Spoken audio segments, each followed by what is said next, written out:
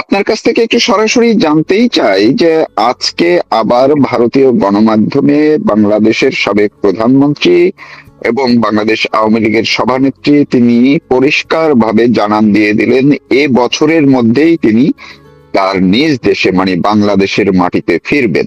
তার মানে এটা কি তার সিদ্ধান্তটি চূড়ান্ত ভাবেই জানান দিলেন বলা যায় কিনা?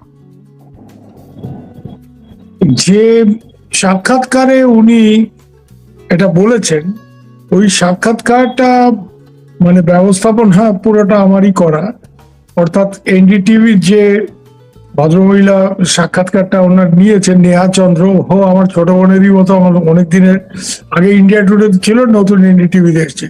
তো আমাকে বলে যে দাদা থোড়া ইন্তজাম কর দিয়েছে। তো যাই হোক, পুরো ব্যাপারটা যারা এইসব ব্যবস্থাপনার সাথে যুক্ত, শেখ হাসিনা, এখানে দুটো তিনটে জিনিস আমি আপনাকে করবো, কারণ কোয়েশ্চেন গুলি আপনি যদি দেখে থাকেন খুব শার্প কোয়েশ্চেন ছিল এবং ডেফিনেট। সেখানে উনি তো বলেইছেন যে আমি ফিরবো, আমার জনগণের উপর আস্থা আছে, আমার দলের উপর আস্থা আছে। Awami League is not a political party, Awami League is a force, মানে আওয়ামী লীগ একটা ব্যাপার, সব ঠিক আছে। তারপরে দেখবেন নেহা একটা প্রশ্ন করেছে তাকে শেষের দিকে, যে কিছু লোক বলছে যে তোমার সাথে বর্তমান বাংলাদেশ সরকারের যোগাযোগ হয়েছে, কথাবার্তা হয়েছে এবং আলাপ আলোচনা চলছে, তাদেরও কিছু শর্ত আছে, তোমারও বক্তব্য আছে। তো এই ধরনের কিছু ফলশ্রুতি কি আপনার এই দেশে ফেরার ব্যাপারটা সুনিশ্চিত হয়েছে? তো উনি বলেছেন না, আমি কারোর সাথে কোনো এই ধরনের রফা করে, এক কথায় রফা করে আমি দেশে ফিরছি না। আমি দেশে ফিরছি, আমার জনগণের উপর পূর্ণ আস্থা আছে, আমার দলীয় সমর্থক এবং দলের উপর, দলের সংগঠনের উপর চূড়ান্ত আস্থা আছে।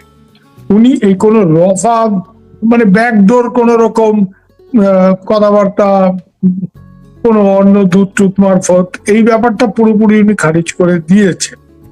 ইন্টারেস্টিং। তো তাহলে বলতে হবে যে উনি দেশে ফেরার কথা যদি উনি সিদ্ধান্ত নিয়েই ফেলে থাকেন, এবং এই ব্যাপারে ওনাকে যারা ভারতে রেখেছে 2 বছর ধরে, ভারত সরকার, ভারত সরকারের মানে কর্তা ব্যক্তিরা, তাদের কিন্তু তাদের কিছু লোকজন, যেমন অজিত ডোভাল, আমি খুব ভালো করে চিনি, আমি ওনার সাথে কিছুদিন আগেও মানে ওনার লোকজন যেটা বলেছে যে बहन जी जब तक सुरक्षित नहीं तब तक हम लोग उनको वापस नहीं भेजना चाहते। মানে যতক্ষণ শেখ হাসিনাকে বহিনজি বলে সবাই, তো বলে যে ওনাকে উনি যতক্ষণ ওনার নিরাপত্তার ব্যাপারটা সুনিশ্চিত না হচ্ছে, আমরা ওনাকে ফেরত পাঠাতে চাই না। এবং জয়শঙ্কর আপনি দেখেছেন বলেই দিয়েছিল, she will stay here as long as she wants to। এখন তার মানে ফেরত যাওয়ার সিদ্ধান্তটা একান্ত ভাবেই শেখ হাসিনার, কারণ যে কোনো কারণেই হোক ভারতের নিরাপত্তা সাথে জড়িত যেসব এজেন্সিরা, তাদের অনেক কর্তা ব্যক্তিরাই আমায় বলছেন তাদের একটা তীব্র সন্দেহ আছে যে শেখ হাসিনাকে সুযোগ পেলে পাকিস্তানের আইএসআই ওনাকে খুন করবে, ওরকম একটা পরিকল্পনা ওদের আছে। এটা পাকিস্তানের দীর্ঘদিনের একটা ব্যাপার, বঙ্গবন্ধু পরিবারের উপর আক্রোশের থেকে যে 75-এ যে কাজটা আনফিনিশড সেটা করতে হবে ইত্যাদি। এবং এটা হয়তো ওই অগাস্ট মাসেও 2024-এর পরিকল্পনা ছিল, সুবিধা হয়নি কারণ ওনাকে বার করে আনতে লোকজন সক্ষম হয়েছিল। উনি দেশ ছেড়ে এসছেন, এটা মানে অনেক লম্বা কাহিনী, কিন্তু এইটুক শুধু আপনাকে বলতে পারি যে ওনার দেশ ছাড়ার ক্ষেত্রে আমাদের নিরাপত্তার সাথে জড়িত যেসব লোকজন, তাদের একটা বড় ভূমিকা ছিল, বিশেষ করে অজিত বলে। তো যাই হোক, মোট কথা যেটা আমি বলতে চাইছি যে আমাদের লোকজন এখনো যখন তাদের একটা তীব্র সন্দেহ আছে উনি ফিরে গেলে ওনার নিরাপত্তা কতটা সুনিশ্চিত, ভারতেও ওনার মানে ওনাকে মানে পাহারা দেওয়ার যে ব্যাপারটা, এটা সাংঘাতিক, মানে সিকিউরিটির ব্যাপারে খুবই কড়াকড়ি। এমনকি যে কুক ওনার আছে তারও মানে মানে পুরা সিকিউরিটি ভেটিং করে তারপরে তাকে মানে অনেক ব্যাপার ট্যাপার, কারণ কুক তো একটা সেন্সিটিভ ব্যাপার না। আপনাকে আমি যদি কিছু একটা করে ফেলতে চাই, তো সহজতম পথ হচ্ছে আপনার কুককে একটু ফিট করে আপনার খাবারে কি পানিতে একটু আমি বিষ টিষ দিয়ে দিলাম। তো যাই হোক, মানে এক মোদ্দা কথা যেটা, যে ভারতের নিরাপত্তা এজেন্সি গুলো এবং অজিত ডোভালের মতো লোকজন, এদের একটা তীব্র সন্দেহ আছে যে শেখ হাসিনার নিরাপত্তা ভারতেও মানে তারা খুব জোরদার করে, আর বাংলাদেশে গেলে সেটা কতটা সুনিশ্চিত করা সম্ভব হবে, তাহলে কি ভারতীয়দের সাথে এই সরকারের লোকজন, সত্যি কথা বলতে আমি আপনাকে বলতে পারি যে আমাদের যারা নিরাপত্তা বিষয়ক উপদেষ্টা অজিত ডোভাল বা আমাদের আর্মি চিফ, মানে আমাদের যারা সিকিউরিটি জি। সেট আপের সিনিয়র লোকজন, তারা কিন্তু ওয়াকার সাহেবকে একদম বিশ্বাস করে। হ্যাঁ, মুখে যাই বলুক, হয়তো ইউর এক্সেলেন্সি বলবে, সামনাসামনি দেখা হলে যা হয় আর কি, মানে সৌজন্য বলে, কিন্তু they don't trust mister Walker. কেন? তাদের একটা ধারণা যে শেখ হাসিনাকে ডোবানোর পেছনে, শেখ হাসিনা সরকার পতনের পেছনে ওয়াকারের একটা বিরাট বড় ভূমিকা ছিল। একদম ডে ওয়ান থেকে এই ব্যাপারটা আমাদের লোকজনের একটা ধারণা আছে। তাই জন্য তারা ওয়াকারের ভরসায় ওনাকে দেশে ফেরাবেন। আর উনি তো একটা গন্ডগোল করে রেখেছে, যে বিচারটা হলো, বিচার নিয়ে অনেকের অনেক বক্তব্য আছে, ওনারও আছে, আমাদেরও আছে, যে বিচার প্রক্রিয়া কতটা ঠিকঠাক হয়েছে সেই নিয়ে। কিন্তু যে একটা বিচার হয়েছে এবং ওনাকে মৃত্যুদণ্ড দেওয়া হয়েছে, ডেথ পেনাল্টি। হ্যাঁ। উনি টেকনিক্যালি, যদি আপনি মারুফ ভাই আইনের দিক থেকে দেখেন, উনি তো অ্যাপিলও করেননি এটার এগেইনস্টে। না। বিচারের এগেইনস্টে অ্যাপিল করেন। তো আজকে উনি দেশে ফিরলে অ্যাপিল করার সুযোগ উনি পাবেন, সেই সময় পার হয়ে গেছে। সেই সুযোগ তারেক রহমান সরকার ওনাকে দেবে এবং উনি অ্যাপিল করে নিরাপদে কোথাও একটা থাকবেন। এটা কেন জানি আমার মানে এটা বিশ্বাস করতে একটু অসুবিধা হয়, আমি যতটুকু বাংলাদেশের হাল হকিকত বিশেষ করে এখনকার অবস্থা বুঝি। তো তাহলে বলতে হবে যে উনি এইসব মাথায় নিয়েও যদি দেশে ফেরেন, এটা একটা ডেসপারেট মুভ, অনেকটা বলতে পারেন সুইসাইডাল মুভ। আর আরেকটা অ্যাঙ্গেল অনেকেই আমাকে বলছে, ওনার দলের লোকজন, দেশে ভেতরে অনেক তৃণমূল স্তরের যেসব আওয়ামী লীগ কর্মীদের সাথে আমার কথা হয়েছে, তারা নিজেরাও খুব বিপদে আছে। আপনি জানেন গত কয়েকদিন এই যে ফাউন্ডেশন ডে, আওয়ামী লীগের প্রতিষ্ঠা দিবসের দিন কি পরিমাণ ছেলেপেলে মারা গেল, তুরাগ নদীতে কত লাশ ভাসছে, হ্যাঁ, নোয়াখালীতে কি হয়েছে, আপনি সবই খবর রাখেন, বাংলাদেশের মানুষ সেটা জানে।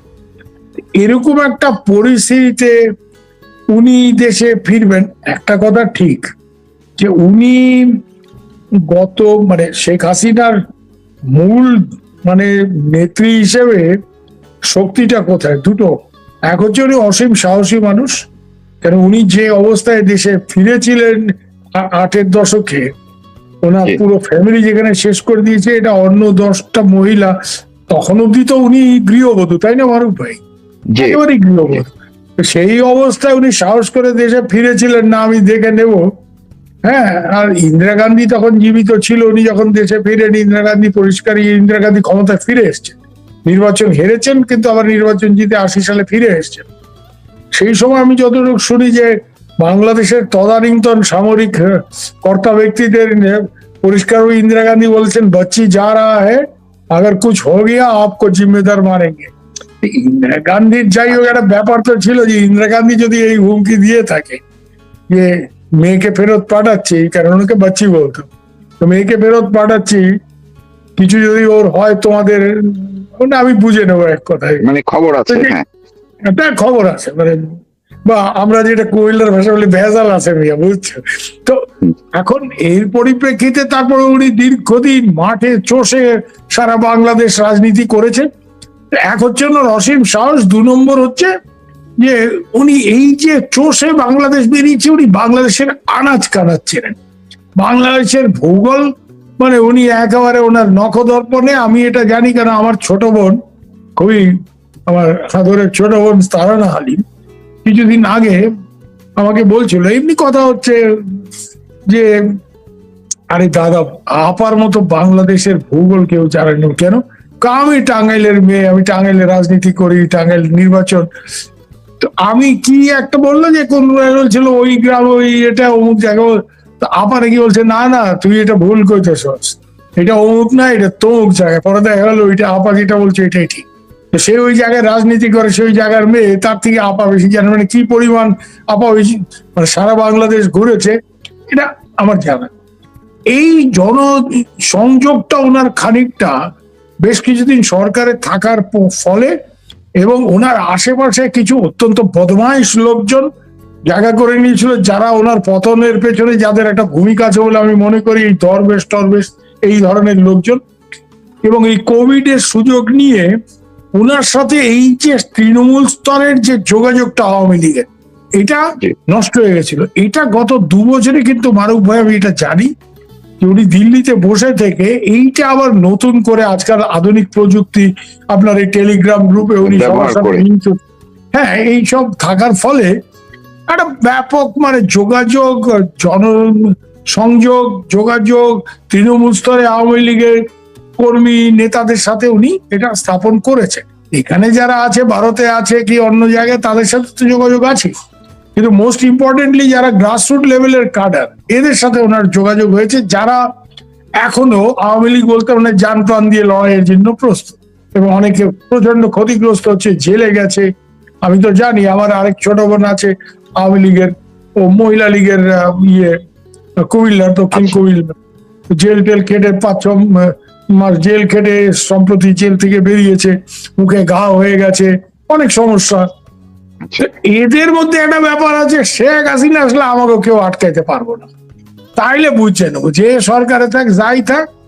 মানে মানে আজও এরকম আমি জানি নাটোরের কিছু লোকজন কথা হচ্ছিল, তো বলছে যে আরে গাড়ি ঘোড়া বন্ধ করে দিব সরকার, তারপরে আমরা হাইটটা ঢাকায় যাবো, সিরাগুড় এখন থেকে রেখে দিতেছি, ওই সিরাগুড় বগলের লয়ে ওই সিরাগুড় খাইতে খাইতে হাইটটা যাবো। মানে বাঙালি তো বুঝতে পারেন, বিশেষ করে পূর্ব বাংলার মানুষ, হ্যাঁ আমি নিজেও ওই মূলের লোক, এই আবেগ একবার উঠলে একবার শাল আর বুঝছে নেবো, তাই এটা কোন জায়গায় গিয়ে ঠেকবে, হয় আমি আছি নাহলে তুমি আছো। মানে এইটা কইরে তো দেশটা স্বাধীন হয়ে গেল। টিক্কা খান বলছিল আরে বাঙালি লোক ডরপোক হ্যাঁ, 2-3 লাখ মার তো ঠান্ডা হয়ে যায়, 30 লাখ মারছে কিন্তু দেশটাও গেছে তাদের হাত থেকে। বাঙালি তো এই জায়গায় চলে যেতে পারে, ঠিক আছে ভারতের সেনাবাহিনী পরে ঢুকছে, কিন্তু সেটা তো ডিসেম্বর মাসে, তার আগে তো 8 মাস বাঙালি ছেলেরা রক্ত দিছে, এবং কম তো না, প্রচুর। যে পরিমাণ লোক মারা গেছে এই 8 মাসে, সারা ভারতবর্ষের স্বাধীনতা ইতিহাসে এত লোক তো মারা যায় নাই, কাছাকাছিও না, আমি এটা মানে জোর গলায় বলতে পারি। এর জন্য বাঙালির আবেগ, বিশেষ করে পূর্ব বাংলার মানুষের এই আবেগ এবং মাথা গরম হইলে কোন জায়গায় যেতে পারতে একটা ক্ষেত্র কিন্তু তৈরি হয়ে আসে। কারণ আমি বাংলাদেশে প্রচুর লোকজনকে চিনি, এবং শুধুমাত্র যে রাজপুরুষরা তা তো না, যে সাংবাদিকতা করলাম এই মন্ত্রী ওই মন্ত্রী, এই সেক্রেটারি ওই সেক্রেটারি, তা তো না, একদম তৃণমূল স্তরে। মানে ধরেন আমি ঢাকায় থাকতে যে কয়েকজন রিক্সাওয়ালার রিক্সা চড়তাম, তাদের বাড়িতে দাওয়াত দিছে, ওই বস্তিতে গিয়ে মাটিতে বসে তাদের বাড়িতে জুম্মার দিন সকালবেলা কাজে যায় না, তখন দাওয়াত দিছে, গিয়ে খাইছি। তা আমার তো এই লেভেলের যোগাযোগ বাংলাদেশে কি আমার, আমি অমুক আমার যেখানে কাজ করতাম ক্যান্টিনের ম্যানেজার আপা, আমি আপা বলে ডাকতাম, সে আমাকে বাপ বলতো, মানে এরকম সম্পর্ক। তার মেয়েটেরা আমাকে, মানে আমার ভাগ্নি বলি তাদের, তারা আমাকে মামা বলে, মানে এই টাইপের। এবং এরা একেবারেই এতিম মানুষ। এদের মধ্যে কিন্তু এক সময় ছাত্রলীগের পোলা বানায়, চান্দা তোলে, অমুক তোলে, বুঝছো মামা এই সেই। এখন এরা বলে সে মামা আগেই ভালো আসছিলাম। কেন কেন এরকম কথা কস কেন? আগে ভালো আসছিলাম এই জন্য কইতেছে যে আগে ছাত্রলীগের পোলাবার নাই তো, আমরা ব্যাংক থেকে লোন টোন নিয়ে, সেই লোন না ব্যবস্থা আমি করছিলাম, আমার প্রচুর চেনা জানা ছিল, তো লোন টোন যে করে দিয়েছিল, তো দোকান টোকান করছিলাম, ছাত্রলীগের পোলাবার মাসে একবার আইতো, আপা ব্যবসা তো ভালোই চলছে এইসব বলে একটু আকার ইঙ্গিতে বুঝাইতাম, 400-500 টাকা চান্দা দিতাম, একটু কফির মেশিন থেকে কফি বানায়, আরে কফির মেশিন তো, কফিটা তো খুব ভালো হয়েছে, এই 400 টাকা নিয়ে তারা চলে যেত। আবার আমাদের একটু দেখেন এই এর দূরে। এরপরে তো ইউনুস মিয়া আসলো, তারপরে তো এইখানে এমন লুটপাট, আমাদের দোকান লুট হয়ে গেল 2 লাখ টাকার মাল। তো 2 লাখ টাকার মাল লুট এসে আমরা এতিম মানুষ, আমরা কই থেকে পাবো? তো এই দেশ শেখের বেটি ছাড়া চলবে না, এই এদের কথা, এদের মুখের কথা, এটা আমার কথা না। এই দেশ শেখের বেটি ছাড়া চলবে না, এইসব হারমাতের দেশ, লুটপাট রাহাজানি, মহিলা তুলে নিয়ে যাওয়া দিন দুপুরে, এই তো আপনি দেখছেন হয়তো, হ্যাঁ ওই কক্সবাজারের একটা ভিডিও, এই যুব দলের ছেলেবেলে স্কুলের ছাত্রীকে তুলে নিয়ে, হ্যাঁ একে মার্ডার করছে, ওকে মার্ডার করছে, এটা প্রতিহিংসা না। যার ইউনুস সাহেব, আওয়ামী লীগের দুর্নীতি আমি অস্বীকার করি না, কিন্তু ইউনুস সাহেব যেই লেভেলের দুর্নীতিটাকে নিয়ে গেছে, একেবারে স্টেট অফ আর্ট করাপশন, আমি বলতেছি। হ্যাঁ আপনিও জানেন, আপনিও বিদেশে থাকেন, আমরাও জানি, এত বছর সাহেবের চাকরি হচ্ছে, কনফ্লিক্ট অফ ইন্টারেস্ট বলে কথা আছে, এইটা তো ইউনুস সাহেব মানে তুলে দিছে। হ্যাঁ, যে উনি নিজে দেশের ক্ষমতায় থাইকে কিভাবে মানে নিজের কর মকুব করছেন, মানে কর শয়ে শয়ে কোটি টাকা, সেখান থেকে টাকা পয়সা নয় ছয় মানে এগুলি লাইসেন্স বাইর করা, এই করা, মনোপলি বিজনেস করবেন উনি, এটা বাইর করছেন। হ্যাঁ, গ্রামীণ ওয়ালেট দিস দ্যাট, এগুলি বাংলাদেশের মানুষ এখন সব জানে। এবং এখন এরাই বলে যে ইউনুস দেশটা শেষ করে দিয়ে গেছে, শেখের বেটি স্যার এই দেশ চলবে। তো আমার এই জায়গায় আমি একটু আপনাকে যদি আপনার কাছ থেকে আপনি যে বিবরণগুলো আপনি দিলেন, এইটা মধ্যে থেকে যে আসলে শেখ হাসিনার প্রতি মানুষের যে আবেগ, ইমোশনটা তৈরি হয়েছে বা যেটা সত্য ছিল সেটা যে আবার নতুন করে তিনি নিজেই জাগিয়ে তুলতে সক্ষম হয়েছেন, সেটাকে কাজে লাগে, সেটাই মূলত তার ভরসা। সেটা তিনি ইন্টারভিউর মধ্যে বলেছেন যে জনগণই আমার মূল ভরসা। তবে এই কয়েকদিন আগেও তিনি বলেছিলেন যে এই বছরের মধ্যে ফিরবেন, সেই কথাবার্তা নিয়ে একটু আলোচনা চলছিল প্রথম আলোতে, আর্টিকেলের মধ্যেই ছাপিয়ে দিলের মধ্যে যে শেখ হাসিনার এই মুহূর্তে দেশে ফেরা আকাশ কুসুম কল্পনা। তো মহিউদ্দিন আহমেদ লিখেছে এই কথাটাই লিখেছে।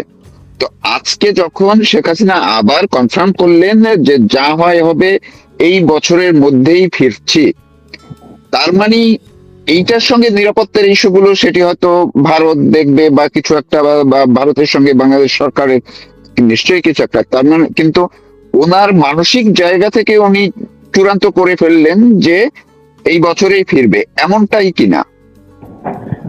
আমি যতটুকু ওনাকে চিনি বুঝি বা মানে করি অ্যাসেসমেন্ট আমার যেটা, যে ওনার ধারণা যে আমি এখানে বসে থেকে দলের কোনো লাভ হইতেছে না এবং এই ব্যান তুলতেছে না, এবং আমার ছেলেপেলেরা নিহত হচ্ছে, হাজার হাজার কর্মী নেতারা জেলে।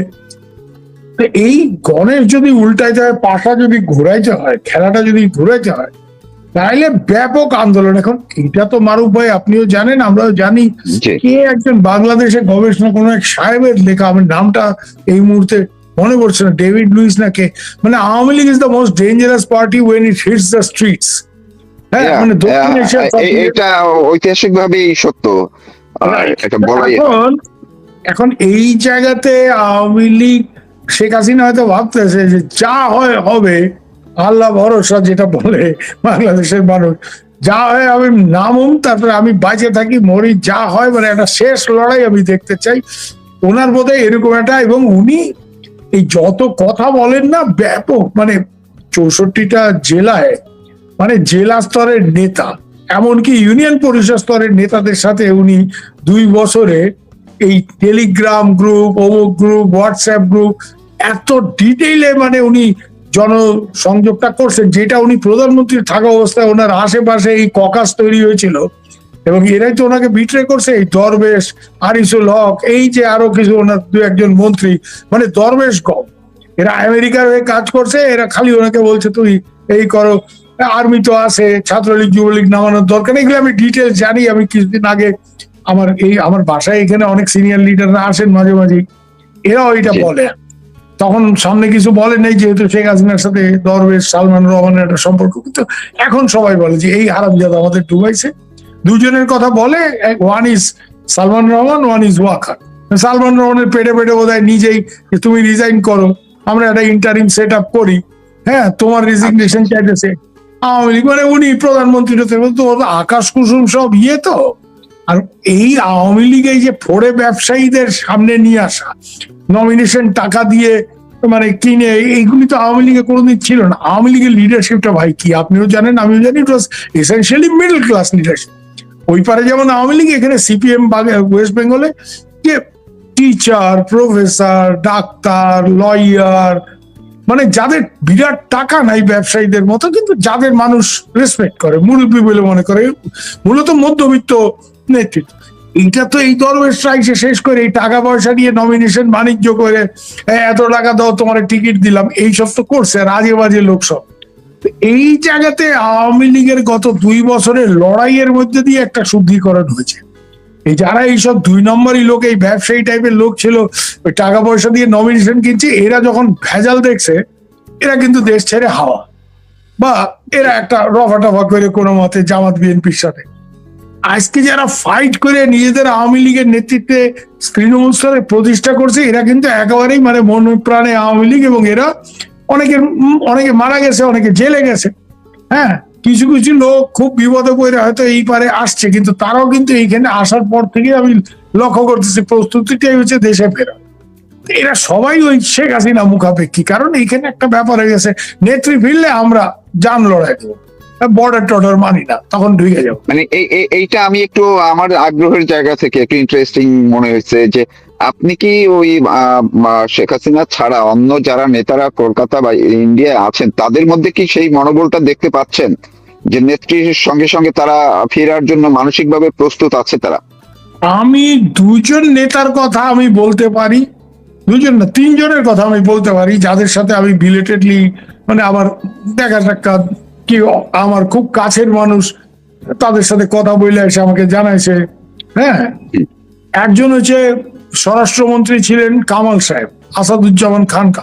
উনি ডিটারমিন টু গো ব্যাক, কেন ওনার ছেলে জেলে আছে, উনি ডিটারমিন টু গো ব্যাক, এবং উনি এই কথাটা বলেন যে আমরা ফিরতে হবে এবং প্রতিশোধ নিতে হবে, মানে এরকম একটা কথা।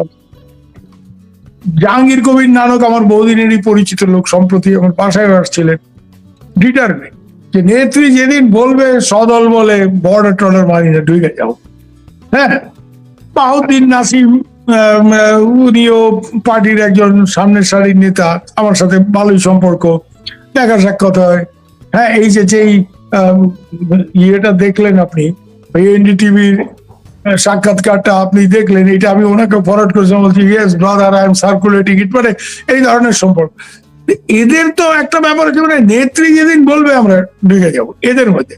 আর তৃণমূল স্তরের যারা এখানে আসে, ধরেন ছাত্রলীগ যুবলীগের লিডার, কি আপনার ধরেন ডিস্ট্রিক্টের প্রেসিডেন্ট সেক্রেটারি, যারা এখানে আসে দেশে সংগঠনের সাথে যোগাযোগ আছে, এরা তো প্রস্তুত, মানে এদের তো এরকম মানসিকতা, মানে পারলে আরো কিছু নিয়ে টিয়ে ঢুকবে আর কি, বুঝতে পারছেন তো? আচ্ছা, হ্যাঁ, বুঝতেই পারতেছেন, মানে জি, অনেকটা ওই 71-এর মানসিকতা, 71-এর মতো একটা মনোবল তাদের মধ্যে তৈরি হয়ে ইউ গেছে। উইল গো এন্ড ফাইট, যা হয় হবে, আসি তো আসি, নাই তো নাই, আল্লাহ ভরসা, এরকম একটা মানে ব্যাপার আর কি। জি, জি, অনেক ধন্যবাদ আপনাকে। আপনি খুবই একেবারেই গুরুত্বপূর্ণ বেশ কিছু পয়েন্ট আসলে খোলামেলাও আরেকটা বলে ব্যাপার আমি ফেললেন। মারুফ ভাই আপনাকে জি, একটু বলি ছোট করে, যে অনেকের একটা ধারণা আছে আন্তর্জাতিক ভূ রাজনীতির দিকে, যে আমেরিকানদের তো একটা বিরাট ভূমিকা ছিল এই সরকার ফেলার পিছনে। এখন আমেরিকানরা তাদের ভাবে একটা হচ্ছে ইন্ডিয়ার সাথে আমেরিকার একটা টেনশন, মানে অন্য সব অনেক ইস্যু আছে, ট্যারিফ ফ্যারিফ, কিন্তু Bangladesh is a major issue, এটা প্রথম জি, থেকে, যে ওরা আওয়ামী লীগকে ইন্ডিয়া আওয়ামী লীগ সম্বন্ধে কি তো আপনি জানেন। তো এইখানে বোধ এই যে মার্কো রুবিও রিসেন্টলি ইন্ডিয়াতে আসছিল, আমাদের লোকজন, আমাদের বিদেশ মন্ত্রী এবং জাতীয় নিরাপত্তা উপদেষ্টা অজিত ডোভাল, বিদেশ মন্ত্রী জয়শঙ্কর খুব শক্ত হবে নাকি তাকে বলছে যে তোমরা এই গভর্নমেন্ট, এখানে একটা স্টেবল গভর্নমেন্টের পতন ঘটাইছো, এবং তার নেট রেজাল্ট হচ্ছে এখানে Islamic radicalism is on the rise, it's a serious security issue, and this we are going to face, you are sitting thousands of kilometre away, তোমরা তো এটা ফেস করবে না। তো এর জন্য এখন মানে এইটা, মানে this problem has to B addressed, এবং এখানে বোধহয় শেখ হাসিনাকে ফেরত পাঠানোর জন্য মানে যা করার একটা করতে হবে, আমেরিকার উপর এরকম একটা প্রেশার আমাদের এখান থেকে আসে, এবং আওয়ামী লীগের উপরে ব্যানটা তোলার ক্ষেত্রে এখন এটা হয় নাই। এই জায়গাতে আপনি লক্ষ্য করবেন যে তারেক সাহেব রিসেন্টলি চীনে গেলেন, অনেক ভালো জি, প্রকল্প, হ্যাঁ, ওনার ওইখানে চীনের কর্তৃপক্ষের সাথে কথাবার্তার ফলে দেশে আসবে, মংলা বন্দরে প্রজেক্ট হবে, টোটাল আমি যা দেখলাম প্রায় $9 বিলিয়ন প্রাইভেট সেক্টর ইনভেস্টমেন্ট, বাংলাদেশের ভেরি গুড, বাংলাদেশের উন্নতির জন্য, অগ্রগতির জন্য এগুলি হয়তো খুব ভালো জিনিস, কিন্তু এগুলি দেখুন শেখ হাসিনার আমলেও চীনের সাথে তো উনি ভালো সম্পর্ক মেনটেন করতেন, ইন্ডিয়ার সাথে করতেন, এবং এইটা আন্ডারস্ট্যান্ডিং ছিল যে ইন্ডিয়ার অত উদ্বৃত্ত টাকা নাই যে ডেভেলপমেন্ট ফাইন্যান্সের জন্য, চীনের সেটা আছে। আমার দেশে দ্রুত উন্নতি অগ্রগতি না হলে আমার দেশটাও পাকিস্তানের মতো ফেল স্টেট হয়ে যাবে, এবং এখানে এই জিহাদি কারখানা তৈরি হবে। সো এর জন্য আমাকে চীনের থেকে অর্থায়ন এর ব্যবস্থা করতে হবে আমার প্রকল্পে। ইন্ডিয়া এটা দে এগ্রিড, খুব সেন্সিটিভ একটা বর্ডার প্রজেক্ট ছাড়া বাকিগুলি যে please do it, your argument is correct. কিন্তু আমেরিকার এখন যে হাব ভাব আপনি দেখেন না, সবই ট্রাম্প সাহেব তো এরকম, মানে সবই আমার থেকে কিনতে হবে, you have to make me rich. মানে নির্লজ্জ হবে একটা আমেরিকান প্রেসিডেন্ট যখন এই কথা বলে, you have to make me rich, you have to make America rich. তো একটা নন ডিসক্লোজার এগ্রিমেন্ট ইউনূস সাহেবের আমলে হয়েছে, তারেক সাহেব এটা থেকে বাইরে আসতে পারবে কিনা আমি জানি না, কিন্তু এই যে আমেরিকাকে একটা কমিটমেন্ট যে সবই আমেরিকার থেকে কেনাকাটা, এই জায়গাতে তারেক সাহেব যে চীনে গেলেন, এবং চীনে যাওয়ার কয়েকদিন আগে ব্রেন্ট ক্রিস্টেনসন আমেরিকার রাষ্ট্রদূত, সে বোধহয় most probably finance minister Amir Khasru Mahmud চৌধুরীর বাড়িতে এক দাওয়াতে বলছে America is the best, if America is your friend you don't need anybody. America তো এটা খুব ভালোভাবে নেবে না, কারণ চীন যেটা চাচ্ছে, এবং আমি জানি কেন, আমি চীনে একসময় যাতায়াত করছি, ট্র্যাক্টর ডিপ্লোমেসিতে আমি ছিলাম, কলকাতা কুমিং ফোরামে ছিলাম, আর চীনে প্রচুর বন্ধু বান্ধব আছে, থিঙ্ক ট্যাঙ্ক। ওরা যেটা চাচ্ছে যে চায়না মায়ানমার ইকোনমিক করিডোর যেটা আছে এইটাকে সচল রাখতে এবং এইটাকে এক্সটেন্ড করে বাংলাদেশের মধ্যে, এবং দেখবেন এই জন্য যে চীনের যেসব ইনভেস্টমেন্ট বাংলাদেশে আসবে যেগুলি প্রমিসড, পায়রা, মংলা এবং চিটাগাংয়ের কাছে আনোয়ারাতে অলরেডি ওদের ইকোনমিক জোন আছে, এন্টায়ার বাংলাদেশ কোস্টে একটা স্ট্রং চাইনিজ প্রেজেন্ট। এটা আমেরিকা কি ভালোভাবে নেবে এবং আমেরিকা এটা কিভাবে দেখবে, এবং সেই ক্ষেত্রে আমেরিকা মানে কতটা কি করবে না করবে, তাদের চিন্তা ভাবনা পাল্টাবে কিনা, এবং তারা এই সরকারকে আওয়ামী লীগের উপর থেকে ব্যান তোলা, কেন আওয়ামী লীগের ব্যানটা তো ভেরি আনজাস্টিফাইড। এটা এরকম একটা ব্যান যে আজকে ভারতে কংগ্রেসকে কি, কংগ্রেস ইলেকশন আছে, কংগ্রেসকে ব্যান করে দিলে আপনি বলতে পারেন ভারতে গণতন্ত্র আছে? নাই। মায়ানমারে অং সান সুচির এনএলডি পার্টিকে ইলেকশন করতে দেয় নাই জেনারেল সাহেব, এবং উনি নিজে রাষ্ট্রপতি হয়েছে। তো মায়ানমারের ইলেকশনের যতটা মানে কি বলবো লেজিটিমেসি, বাংলাদেশের তো ব্যাপারটা তাই দাঁড়াইতেছে কি, your countries biggest party could not contest election. আমি একটা কথা এখানে আবারও বলবো যে তারেক সাহেব যত বড় বড় কথাই বলুক না কেন, বা ইউনূস সাহেব, এরা খুব ভালো করে জানে যে ফেয়ার ইলেকশন হলো আওয়ামী লীগ হয়তো 250 সিট পাবে না, 280 পাবে না, হ্যাঁ, কিন্তু আওয়ামী লীগ ইলেকশন জিতবে, এই জন্য এরা আওয়ামী লীগের উপর থেকে ব্যানটা তুলতে চায় না। ইউনূস সাহেব তো চাই নাই, তারেক সাহেবও ওই আমরা কইলার ভাষায় বলি টাল্টি বাল্টি করতেছে। তো এই টাল্টি বাল্টি, সো এইখানে ব্যাপারটা হয়েছে যে এর জন্য এইখানে যদি এখন আমেরিকানরা ব্যাপারটা বুঝে যে এরা তো চীনের বেশি কাছে চলে যেতেছে, দে আর গোয়িং মোর দেন শেখ হাসিনা, তো এইখানে আবার আমেরিকানদের হঠাৎ করে ভূ রাজনৈতিক ইয়েতে, আর এখানে আমি একটা কথা পরিষ্কারই বলতে যে আমেরিকার যদি আওয়ামী লীগ সম্পর্কে মত পাল্টায়, আওয়ামী লীগের মানে আমেরিকা, আমাদের তো চাপ আছে, মানে আমাদের বলতে মানে ইন্ডিয়ার, যে আওয়ামী লীগের মধ্যে ব্যানটা তোলো, তারপরে ইলেকশন, এইটা যদি আমেরিকা এখানে যোগ হয় তাইলে বাংলাদেশের পরিস্থিতি কি দাঁড়াবে। কেন একটা জিনিস তো মারুফ ভাই আপনি স্বীকার করবেন, আজকে সবটাই আপনার দেশের আভ্যন্তরীণ খেলার উপর তো হয় না। শেখ হাসিনার পতনটাও তো শুধুমাত্র বাংলাদেশের মানুষ চায় নাই বলে হয় নাই এরকম তো না। ইউনূস সাহেব তো নিজেই বলছেন ইট ওয়াজ মেটিকুলাস ডিজাইন, খেলাধুলা হয়েছে, নানা রকম ষড়যন্ত্র হয়েছে। এর জন্য এইসব জায়গায় আবার অন্যরকম কিছু হয়ে যায় কিনা, এবং রাজনীতির এই সব ব্যাপার বুঝে শেখ হাসিনা এরকম ভাবে চাপাচাপি করতেছে কিনা, এগুলিও মানে নানা রকম প্রশ্ন থাকেছে, তাই না? অনেক